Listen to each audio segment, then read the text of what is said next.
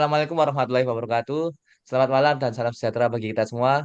Kami dari kelompok 14, kelompok Serewen, di sini akan mempresentasikan tugas di set of days yang memaparkan materi pengajaran dari D1 sampai D9. Sebelumnya, kami akan memperkenalkan diri terlebih dahulu. Pertama ada Retno Farhan, kedua David Wijayanto, selanjutnya Yusuf Alfatan, Karisma Della Jogja, Faiza Viviani, Devira Lola, Muhammad Fatur Rozi, Lorenza Hutapi, Andika Maulana, Maulana Yusuf, Wabilatur Rahmah, Nafisya Ainu, M. Fahril Alfansyah, dan Nasifa Naila. Baik, D1 akan dijelaskan oleh Farhan. Silakan. Baik, terima kasih. Di sini saya akan menjelaskan tentang Day 1, narasi, navigasi awal rumah akademik sistem intelektual. Di sini berisi yaitu kampus berdampak. Kampus berdampak sendiri adalah kampus yang tidak hanya fokus pada akademik, tetapi permasalahan sosial. Lalu ada kampus bela negara, yaitu kampus yang menanamkan tentang kesadaran bela negara. Dan di sini ada tridharma perguruan tinggi. Yang pertama yaitu pendidikan, kedua penelitian, yang ketiga pengabdian. Kenapa sih harus teknik industri? Industrial engineering adalah teknik yang belajar tentang perencanaan, meningkatkan dan melakukan instalasi dari suatu sistem. Oke, selanjutnya di sini ada 7 peran dari mahasiswa. Yang pertama, agent of change. Kedua, iron stock. Ketiga, moral force. Keempat, pionir. Kelima, social control. Keenam, problem solver. Dan yang terakhir, inspirator. Next. Baik, terima kasih untuk Farhan. Selanjutnya yaitu materi D2 yang akan dijelaskan oleh Yusuf Alfatan dan Andika. Silakan. Baik, em,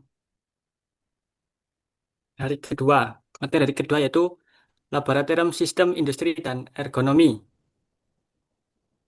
Yaitu pertama, ada Laboratorium Gambar Teknik, yaitu membuat desain 2 dimensi dan 3 dimensi software AutoCAD. Kedua, Laboratorium Proses Manufaktur, yaitu memahami proses pembuatan teknik. Dan ketiga, Laboratorium PSK dan E, yaitu membuat kenyamanan lingkungan kerja. Dan yang keempat, sistem produksi terintegrasi, yaitu mahasiswa mempelajari bagaimana cara pembuatan produk hingga hasil. Lalu dilanjutkan dengan Mas Andika. Baik, selanjutnya ada laboratorium statistika dan manajemen industri. Yang pertama ada lab pemrograman komputer, lab statistika industri, lab sistem informasi manajemen, dan optimasi industri. Dan juga ada HMTI Showcase, YPH, pengabdian masyarakat, Advokesma, minat dan bakat, komunikasi dan informasi, riset dan teknologi, PSDM, dan kewirausahaan. Baik, terima kasih untuk Mas Yusuf Alfatan dan Andika. Selanjutnya materi D3 akan dijelaskan oleh Fahril dan Nai. Baik, terima kasih. Selanjutnya adalah materi dari tiga. Yang pertama ada dilaksi. Nah, dilaksi ini kenali diri dan aksi. Kemudian ada pentingnya mengenali diri. Nah, ini bisa meliputi menentukan arah dan tujuan, problem solving, dan manajemen waktu, serta mengelola stres. Selanjutnya adalah upgrade skill. Ada di bidang akademik dan non-akademik. Yang akademik itu asisten laboratorium, lomba KTI, penelitian dosen, magang, dan pelatihan. Kalau non-akademik itu ada organisasi, kepanitiaan, UKM, dan volunteer. Next, legislatif mahasiswa teknik industri 2025 atau 2026 yang ada hak yaitu dapat memberikan sanksi berupa peringatan kepada pengurus HMTI, kemudian ada kewajiban yaitu mengawasi jalannya kepengurusan selama 1 tahun.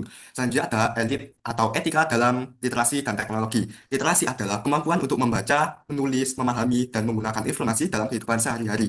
Nah, literasi ini ada berbagai jenis, yaitu literasi digital, literasi finansial, literasi budaya, literasi numerik, literasi baca tulis, dan literasi ilmiah. Next.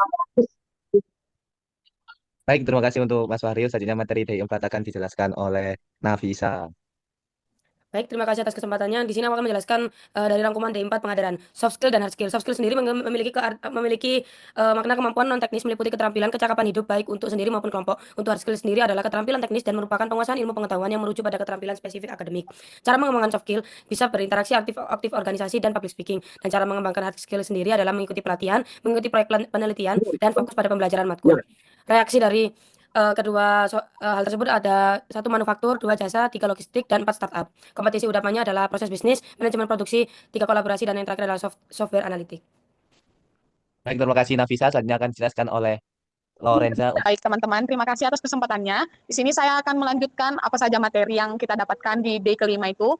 Di D kelima kita akan mendapatkan materi yang disampaikan oleh narasumber-narasumber yang sangat hebat, di mana inti dari materi D5 adalah dalam era globalisasi dan persaingan yang semakin ketat, industri dihadapkan pada tantangan untuk meningkatkan efisiensi dan produktivitas. Industrial mindset melibatkan beberapa aspek penting seperti analisis data, manajemen operasi, sistem ergonomi, di mana dengan penerapan industrial mindset ini dapat meningkatkan kinerja operasional, mengurangi biaya, dan meningkatkan kepuasan pelanggan. Dan inti dari D5 ini adalah bahwa dalam sistem industri itu sangat mementingkan yang namanya efisiensi yang sering kita kenal pada saat ini adalah sistem industri 5.0.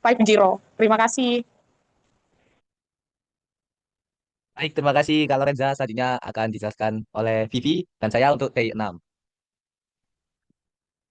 Terima kasih atas waktunya. Di sini saya akan menjelaskan materi dari Day 6, yaitu pengertian LinkedIn dan kurikulum VIT Knowledge. Pengertian CV menurut KBBI yaitu daftar riwayat hidup. Isi dari CV yang pertama ada data pribadi, yang kedua profil singkat, yang ketiga pendidikan, yang keempat pengalaman kerja, yang kelima skill, yang keenam pengalaman kepanitiaan, yang ketujuh sertifikat dan pelatihan, yang kedelapan prestasi, yang kesembilan portofolio, dan yang terakhir referensi.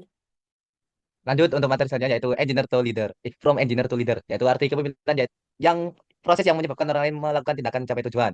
Yang memiliki dasar kepemimpinan yaitu 1. Karismatik, 2. Inspiration, 3. Intellectual stimulation, 4. Individualist consideration. Dan yang terakhir yaitu ignite your design skill. Tips desain cepat dan efektif di Canva. Yang pertama, gunakan satu font utama untuk judul yang tegas dan menonjol. 2. Gunakan satu font pendukung untuk isi atau penjelasan ulang lebih sederhana. 3. Gunakan 2-3 warna utama. 4. Terapkan skema warna seperti analogus, complementary, dan subcomplementary. Terima kasih. Selanjutnya, D7 akan dijelaskan oleh Devira.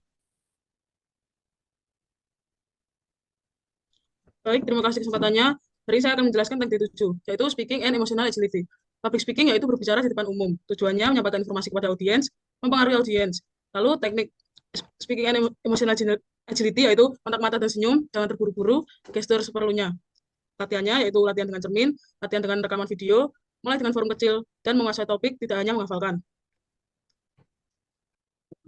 Adalah literasi finansial. Dan itu kemampuan individu mengambil keputusan finansial secara bijak yang mencakup pengetahuan, keterampilan, dan sikap terhadap uang. Inisiatif menemukan peluang. Inisiatifnya ialah bertindak tanpa disuruh dan punya kesadaran. Tes menemukan peluang adalah bertanya kepada senior atau kakak tingkat, eksplor lingkup dan pertemanan kampus, dan buat konten atau latihan menulis karya ilmiah.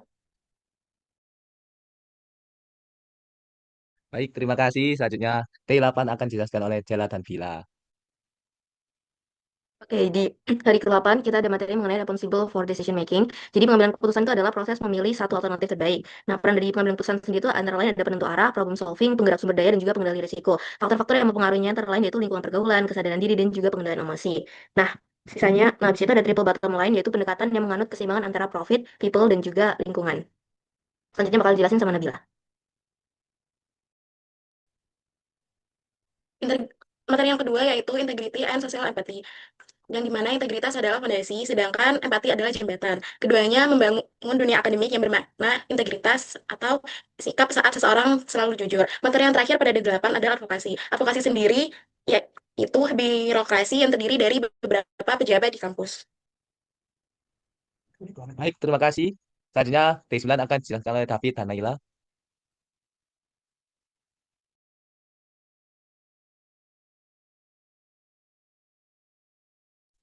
Baik, untuk D9 di D pengajaran, yakni ada adaptability, growth mindset, dan pengambilan keputusan. Adaptability adalah kemampuan menyerahkan atau menyesuaikan diri dengan cepat dan efektif terhadap situasi dan perubahan. Untuk growth mindset sendiri merupakan pola pikir yang meyakini kemampuan dapat berkembang melalui usaha dan pembelajaran. Untuk pengambilan keputusan adalah proses memilih alternatif terbaik untuk menyelesaikan sebuah masalah dan mencapai sebuah tujuan.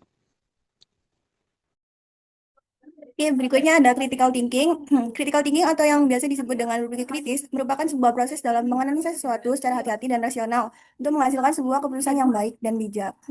Baik, sekian dari kelompok 14. Terima kasih semuanya. Terima kasih.